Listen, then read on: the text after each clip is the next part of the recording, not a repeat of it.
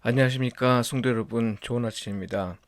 오늘도 성령님이 동행하신 하루를 보내시길 바라며 하나님과 이웃에게 참사랑으로 반응하며 사시길 축복하며 기도합니다.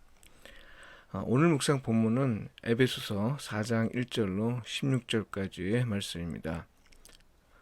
그러므로 주 안에서 갇힌 내가 너희를 권하노니 너희가 부르심을 받은 일에 합당하게 행하여 모든 겸손과 온유로 하고 오래 참음으로 사랑 가운데서 서로 용납하고 평안에 매는 줄로 성령이 하나 되게 하신 것을 힘써 지키라.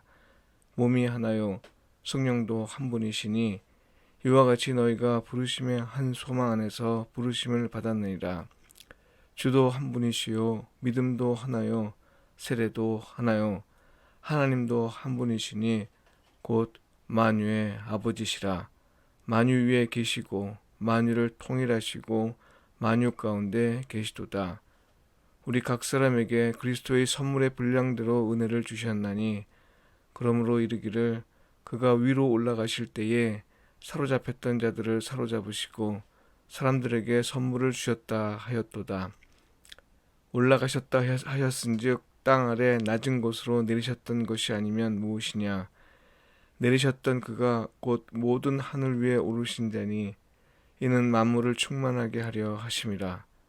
그가 어떤 사람은 사도로, 어떤 사람은 선지자로, 어떤 사람은 복음 전하는 자로, 어떤 사람은 목사와 교사로 삼으셨으니 이는 성도를 온전하게 하여 봉사일을 하게 하며 그리스도의 몸을 세우려 하심이라.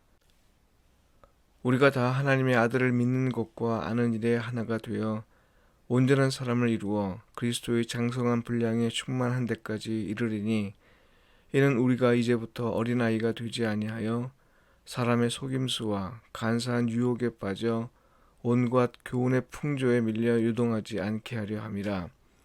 오직 사랑 안에서 참된 것을 하여 범사에 그에게까지 자랄지라. 그는 머리니 곧 그리스도라. 그에게서 온몸이 각 마디를 통하여 도움을 받음으로 연결되고 결합되어 각 지체의 분량대로 역사하여 그 몸을 자라게 하며 사랑 안에서 스스로 세우느니라. 아멘. 서로 다르지만 연합하여 사는 삶은 어떻게 가능한가? 이 제목으로 말씀을 묵상하도록 하겠습니다. 세상에 있는 어떤 모임이든 관계를 오래 유지하는 비결은요, 유유상종입니다. 생활 수준과 생각이 같은 사람들끼리 모일 때 그 모임은 지속합니다. 인종과 성과 문화가 달라도 생활 수준이 비슷하고 또 생각이 서로 같으면 연대의식이 생깁니다. 이런 모임이 지속하는 이유가 있습니다. 나와 생각이 같은 사람과 함께 지내며 연대하는 것이 나 자신을 지키는 일이기 때문입니다. 나와 생각이 다른 사람들의 모임에 가서 굳이 스트레스 받을 이유가 없지요. 사실 세상에 있는 모든 갈등과 반목의 이유는요, 서로 다르기 때문입니다. 교회도 예외는 아닙니다. 가슴 아프고 안타까운 일이지만 교회 역시 갈등과 분열을 피하지 못하고 있습니다. 그러나 그렇다고 해서 교회가 유유상종의 원리를 따르는 건 아닙니다.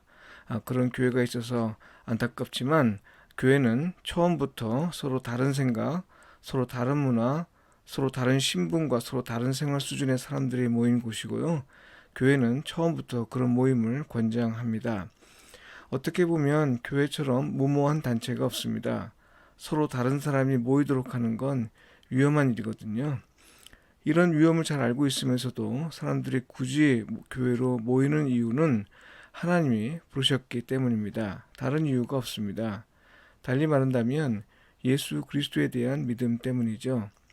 서로 달라도 믿음을 통해 그리스도와 연합해 있다는 사실로 인해 2000년이 지난 지금까지도 교회는 유지되고 있습니다. 물론 갈등과 분열이 없었던 건 아닙니다.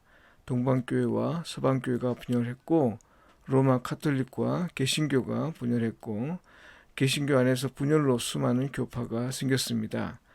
더는 처음으로 돌아가는 일이 불가능하지 않을까 싶을 정도로 갈등의 골이 깊습니다.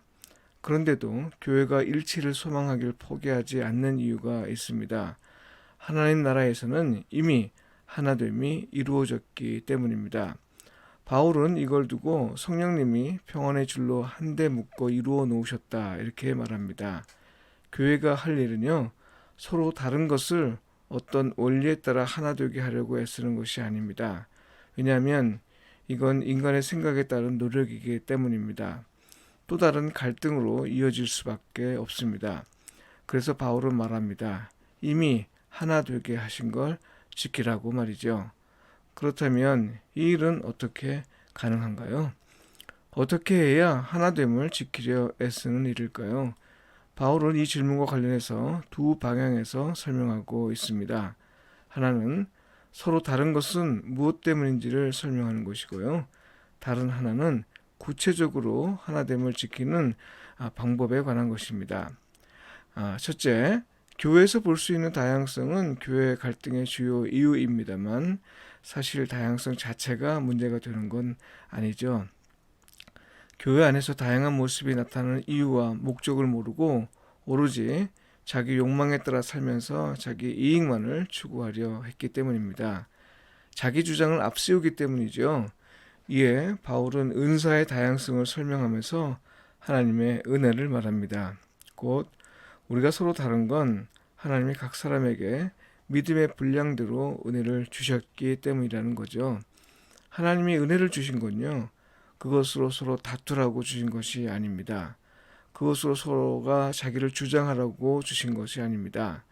누구보다 누가 더 낫다는 평가를 받을 목적으로 주신 건 더더욱 아닙니다.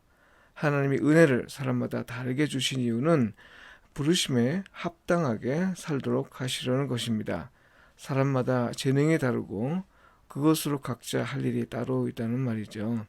둘째, 서로 다름에도 교회 안에서 한 형제 자매로 살 수 있는 이유는 그리스도 안에서 사랑으로 서로 연합해 있기 때문입니다. 바울은 사랑 안에서 그분한테까지 잘할 것을 권고했는데요. 이 말은 우리가 서로 다른 건 서로 도와 부족함을 채우기 위한 것이다. 이런 의미로 이해하면 좋습니다. 내가 잘하는 건 자랑하기 위함이 아니라 못하는 사람을 돕기 위해 하나님이 주신 선물이라는 거죠. 이걸 자랑거리로 삼으면 세상에선 성공할 수 있어도요, 하나님에게는 실패입니다. 교회가 하나됨을 유지하는데 오히려 방해가 됩니다. 겸손해야 하는 거죠. 성도 여러분, 서로 다르지만 하나됨을 소망하면서 살 길이 있습니다. 서로의 부족함을 탓하거나 원망하지 말고 오히려 부족하기에 서로 돕는 삶을 사는 겁니다. 내가 잘한다고 해서 자랑거리로 삼는 것이 아니라 오히려 못하는 사람을 돕기 위해 주신 선물로 이해하고 또 그렇게 실천하는 것, 이것이 그리스도 안에서 서로 사랑하는 모습이고요. 우리가 서로 달라도 일치하는 모습으로, 연합하는 모습으로 살 수 있는 비결입니다. 기도드리겠습니다. 주님, 우리가 서로 다르지만 하나님은 우리를 같은 교회로 부르셨습니다. 그 뜻을 깊이 깨닫고 서로 연합하며 살 능력을 주옵소서. 서로 도우며 살면서 그리스도의 몸의 온전함을 이루게 하소서. 아멘.